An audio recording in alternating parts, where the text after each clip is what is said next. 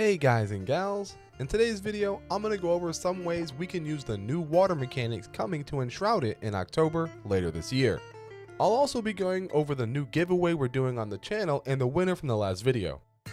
Like always, I'm your boy Winter Phoenix, and if this video helped you in any way, drop a like and a comment to let me know you want more just like this.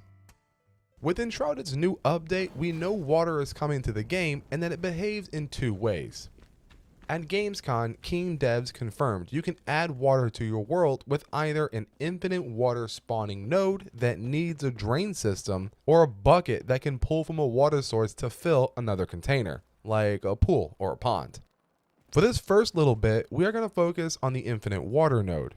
Here I have two dragon statues positioned to look like water is pouring out of their mouths. This little trick is a fun way to make all those statues around your base more interesting and a part of the base design. To do this one, it's very simple. Add your wall mount to anywhere you'd like to have the water coming out of. Then take your hammer out and select the 1M hammer with the blue luminescent blocks. Start placing your blocks from the contact point where you'd like your water to meet the ground towards the mouth of the statue. Once these line up, you can see the same effect I have created here. Once the water is added to the game, replace these blue blocks with the infinite water node for a quick upgrade. Just remember, without a way to drain the water, there will be flooding, and you've been warned. The next way we're going to utilize the new water mechanic is through terraforming our own waterfalls and streams. This is easily done by slamming a bunch of terrain blocks down to form the start of our river or waterfall, but I'll show you what I mean. Now that we have our base down, let's start carving out the path for our water to travel. I also like to add the water as I go so I can better see the outcome.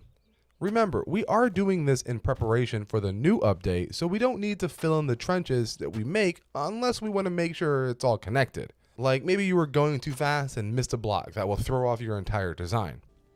Once the update does drop, remove the blue blocks and add the water to the top of our hill or waterfall. Also confirmed was the water would be able to irrigate crops, and some crops will only grow if connected to a water source. It's still to be seen if we can connect wells to these plots, but right now we can start prepping the land. Here I have my main plots for growing ingredients used in all my food items. Since I have 4 food buff slots, I need lots of different food. In order to keep up with all that, I want to set up my farm before the water gets here. Yeah, we can just rip a fat trench right down the middle of the plots to ensure water gets to all the new crop plots, but that would ruin my look. Instead, we're going to make a single 1M wide moat around our plots. This way, all our plots are connected to water and the water isn't taking up space by going through the plots. To take it one step further, we can manipulate the water to flow under a walkway or a bridge while it's on its way to irrigate the other side of my farm.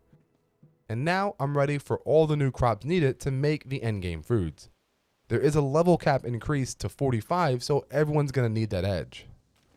With water coming to the game, it's easy to get lost in the possibilities of what can be done.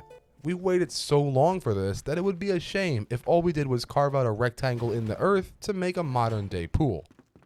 Yes, I will also be doing that, but let's take it one more step. As of right now, we know the water interacts with fire torches and it puts them out, but what about the light blocks we've been building with as water already? The last patch introduced ice and obsidian that showed off Keen's ability to work light reflection into the game.